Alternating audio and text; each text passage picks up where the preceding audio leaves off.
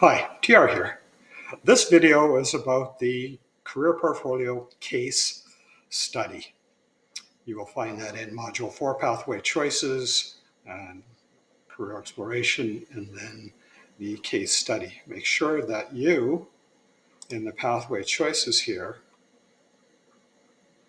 make sure that you review the Career Clusters Lesson 3 before we do our case study.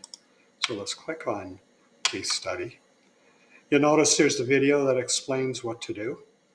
That's a great idea. The four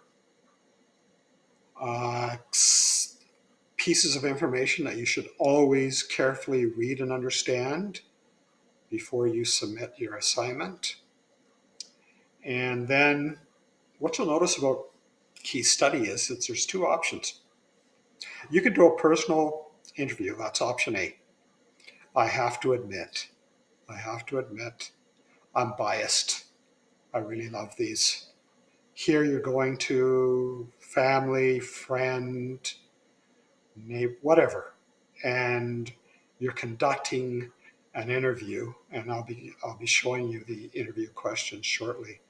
And I just think this is so valuable because it's so real, and if you have questions or issues, you can, like, they're right there. You can ask, and you can get hopefully a real answer to your question. So that's one option. Yes, I'm biased in this, though I'm not biased in my marking. The other option is doing biographical research.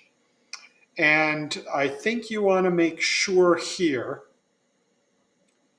that you understand that I should not see any copying and pasting with this.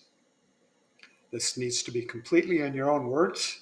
Like, I'm really, truly not interested in quotes from them. You can paraphrase their quote and explain what you believe that means, but I really, really do not want to see like a slide that has basically a quote and no information.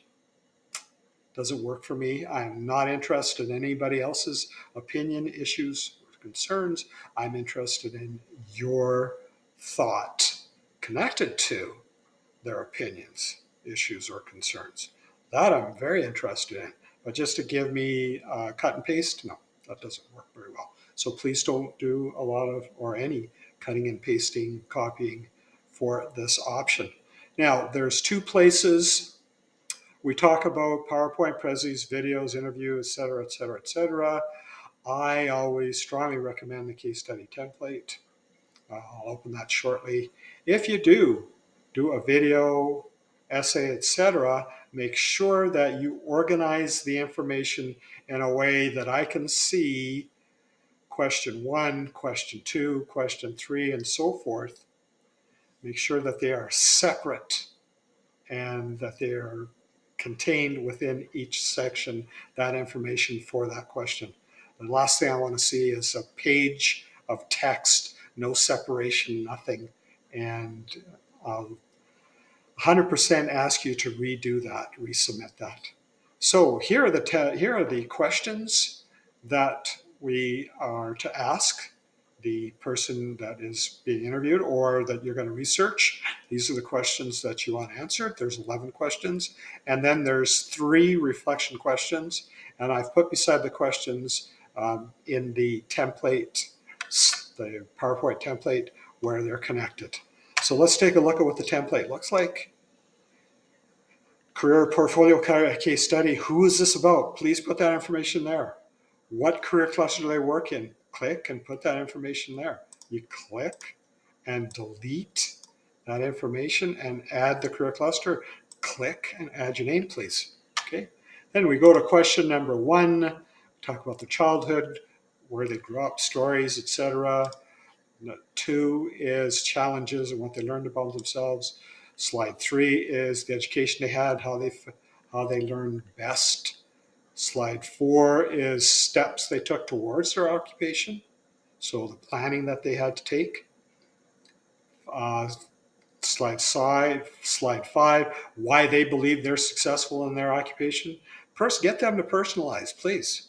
The more information you provide with personalization of your interviewee, the better you will do. And when we look through the marking rubric, you'll understand better. Question 6, how do they make important decisions? Again, get them to explain that and personalize. Question 7, personal characteristics, traits they have that connect to the occupation. 8, what part of the process was luck and what part was earned? And question number 9, what is their life philosophy based on the life choices they've made? And slide 10, some careers require constant upgrading. What do they do to maintain their career development and make it a lifelong process? So I, as a teacher, we continually have upgrading information to learn, improve, enhance our teaching and learning, your learning. And the 11th slide, what in their opinion is the relationship among career planning, the career decisions they make, and the resulting lifestyles that they get. So if one is a teacher, one looks at things like lifestyle. So you work indoors, typically, unless you teach phys ed. You have it's a fairly stable job. It's a 10-month contract. You have Christmas, Easter, summers off, and so forth. That's what I mean by career decisions and resulting lifestyles. Then reflection question number 1, how did their description of personal traits connect to what you uncovered about your own personality, motivations, and interests? Question 2, how does the learning style, education, career pathway of this individual connect to your own? And reflection 3, discuss the strategies you will use to make the most of your transition from senior high school to post-secondary education / training or the world of work. Now, marking. Sources, if you had needed to put sources, add your sources. And then we go to the rubric. To find the rubric, we will click on the link here. And this is the marking rubric that is used. And we do that. And so let's open this up again. Case study rubric is right here.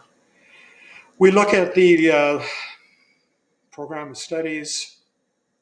This is the key concept that they want dealt with. And the answers I will look for to see that you're connecting will be through template questions 1 to 11.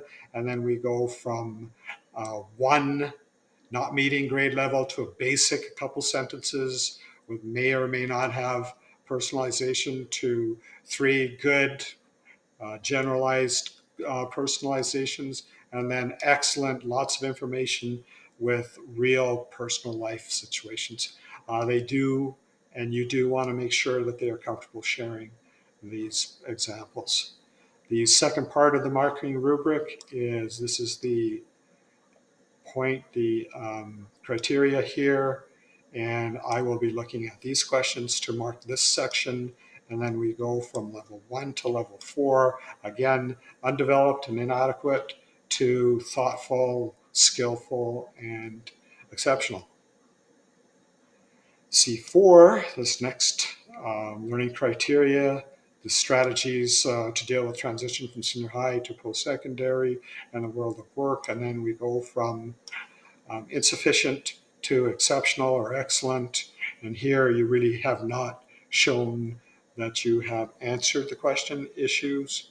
And here you've given enough just to show you've got a basic understanding, and then good, and then excellent.